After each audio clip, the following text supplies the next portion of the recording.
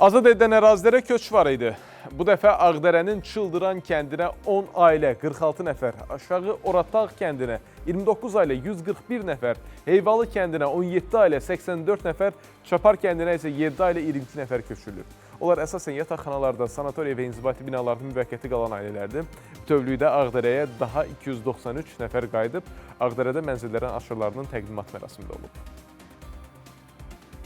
Biz Dədə-Baba yurdumuz İmarət Qərvəndə olan kəndin inzibati ərazisində yerləşən Çapar kəndinə köçürük. Mən kənddən çıxanda 81 təvəllüdəm, 10 yaşım olardı. Bu gün amma 5 nəfər qayıdırıq. Anam, mən, ailəmiz, 2 də evladımız. Mən heç bir şey eləmirdim ki, haçansa gedəcəyim. Ha vaxtsa yəni biz köçəcəyində burada biz müvəqqətiyik. Bu ümidlə yaşamışıq. 15 ildir mən bu ümidlə yaşayıram.